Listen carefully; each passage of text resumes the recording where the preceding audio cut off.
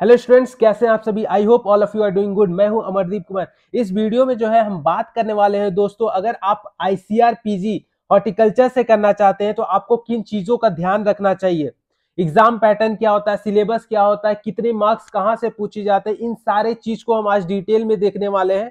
क्योंकि आजकल के जमाने में अगर आप हार्ड वर्क ही पे आप फोकस करते हैं तो ये सफिशिएंट नहीं है, क्योंकि आपको स्मार्ट वर्क भी जरूरी है।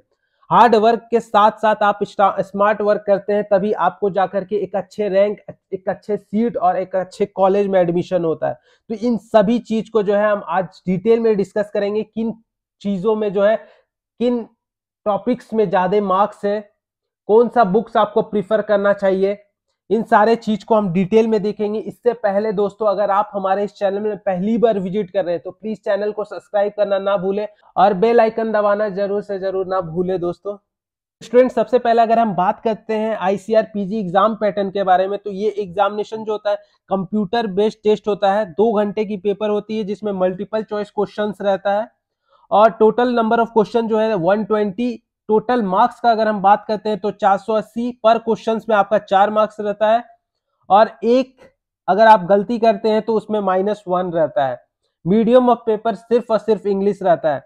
तो ज्यादा से ज्यादा आप जो है नेगेटिव से बचने का कोशिश करें, क्योंकि नेगेटिव जो है आपका रैंक बहुत पीछे ढकेल देता है। हर अगर आप फुल्ली कॉन्फिडेंट है कोई भी क्वेश्चंस में तभी जो है आप उसको टैकल करें, अन्यथा उस क्वेश्चंस को छोड़ दे। क्योंकि नेगेटिव से जो है, मैंने पिछले बार भी देखा था कि बहुत सारे बच्चों का जो है कुछ कुछ नंबर से रह गया था, क्योंकि उन्होंने ऐसा ही गलती किया था कि ना जानते हुए भी वो क्वेश्चंस को पूरा 120 आउट ऑफ 120 मार करके आए और बहुत सारा गलती पे गलती, गलती पे गलती हुआ। तो ये सारा चीज आपको ध्यान में रखना चाहिए, क्योंकि नेगेटिव आपका नंबर और आपके मार्क्स जो है इस पे बहुत ज्यादा प्रभाव डालता है दोस्तों। आप जो है सोचते होंगे कि हाँ चलो मिल जाएगा नंबर, लेकिन आप ये देखिए कि एक एक नंबर से जो है आपका सीट कितना बैकवर्ड होने का चांसेस है।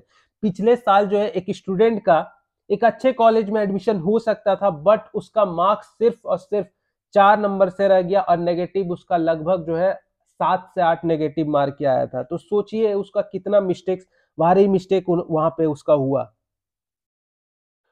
तो अगर मैं बात करूं कि इसका सब्जेक्ट वाइज कौन कौन सा सब्जेक्ट इस पे जो है फोकस करना पड़ता है, तो जितना भी आप हॉर्टिकल्चर में बीएससी हॉर्टिकल्चर कर रहे होंगे, आप पढ़े होंगे, तो उन सारे सब्जेक्ट में जो है आपको जो है उसी से पूछा जाता है। There is no sectional division in the question paper, ठीक है।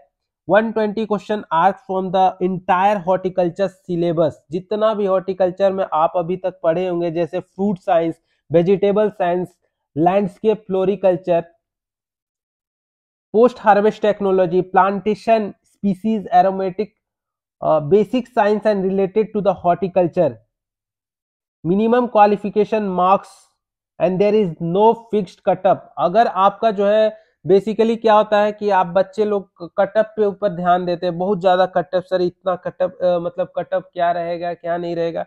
तो बेसिकली होता क्या है कि नंबर ऑफ कैंडिडेट पे कटअप प्रभाव डालता है। अगर ज्यादा कैंडिडेट हो गए तो आपका हाई हो जाएगा। डिफिकल्टी लेवल पे, नंबर ऑफ सीट पे कटअप बढ़ता है। कम सीट है और फाइट ज्यादा के स्टूडेंट का है तो कटअप हाई होगा जनरली।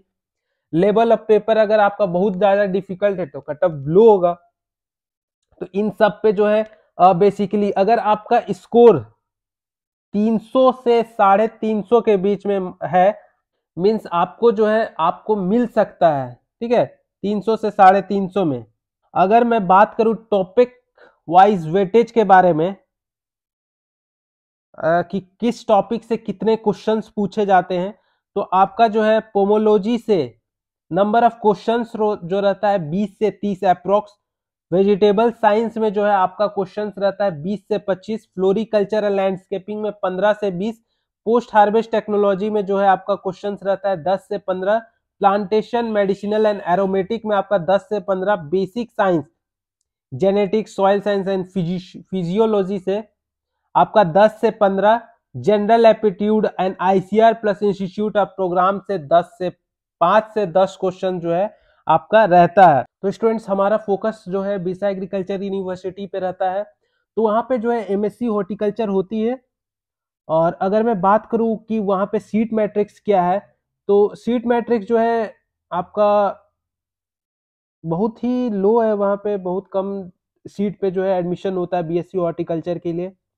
ये डाटा जो है 22-23 के सेशन पे है, ठीक है। पिछले साल जो है लगभग आपका 4 सीट ही था झारखंड कंबाइंड वाले के लिए। तो टोटल नंबर ऑफ सीट यहाँ पे देख सकते हैं 8 है दोस्तों।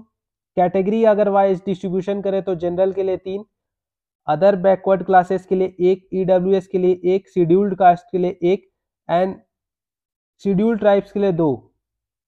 और मैंने पहले ही बोल रखा ये जो है ऑफिशियल आपका जो है 22-23 के आधार पे है। पिछले साल 4 सीट था, तो इस बार शायद मे बी आईसीआर एक्रीडेटेड बहुत सारा कॉलेज हुआ है तो हाई होगा, कुछ बढ़ेगा। जो होता है आपका 15% seat are filled through ICR entrance examination, और जो रिमेनिंग होता है 85% are filled through Jharkhand combined entrance competitive examination. अगर मैं बात करूं फुल लगभग सिलेबस के बारे में, तो वो देख सकते हैं आप दोस्तों। जो डिटेल सिलेबस है वो इस प्रकार है। फंडामेंटल्स ऑफ हॉर्टिकल्चर में कुछ इस प्रकार का जो है आपका टॉपिक्स वगैरह पूछा जाता है। तो जितना जी आप पढ़े हैं, जितना भी स्टडी किए उसी पे जो है मेनली फोकस्ड होता है, ठीक है।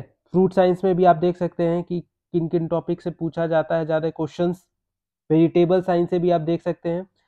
ये सब सारा चीज़ जो है हॉर्टिकल्चर वाले बच्चे पढ़े होंगे तो इनको आइडिया होगा, ठीक है। पोस्ट हार्वेस्ट टेक्नोलॉजी से भी पूछा जाता है, फ्लोरिकल्चर से भी। और आपका जो है जो बुक आपको रेफर करना चाहिए जनरल एग्रीकल्चर के लिए, नेमराज चुंडा आप रेफर कर सकते हैं। अरुण कात्यान का बुक जो है आप पढ़ सकते हैं, ठीक है। साथ ही साथ दोस्तों आप इंस्टेंट हॉर्टिकल्चर, और अगर आपको जो है अगर आप स्टार्टिंग ईयर से भी आप अगर आप अपना प्रिपरेशन रखना चाह रहे हैं तो आप जो है जितेंद्र सिंह का फंडामेंटल्स ऑफ हॉर्टिकल्चर ये भी पढ़ सकते हैं। और साथ ही साथ जो आपका बेसिक्स हॉर्टिकल्चर का एक बुक आता है जिसमें 2 वॉल्यूम रहता है, वो भी आप अगर पढ़ते जा रहे हैं फर्स्ट शुरू से, तब आपके लिए बेनिफिट है, क्योंकि वो बहुत ज़्यादा जो है उसमें कंटेंट जो है बहुत ज़्यादा है। तो अगर आप स्टार्टिंग से उस पर फोकस किए हैं तब तो ठीक है, लेकिन आपके लिए अगर आपको जो शॉर्ट में पढ़ना है तो बाद के लिए जो है जो मैंने प्रीवियसली बुक बताया वो आपके लिए काफ़ी है, ठीक है। तो आई होप वीडियो अच्छा लगा हो तो प्लीज़ वीडियो को लाइक करें, शेयर करें एंड सब्सक्राइब करना ना भूलें दोस्तों, ताकि आपको इसी तरह के लेटेस्ट इन्फॉर्मेशन जल्द से जल्द मिल पाए।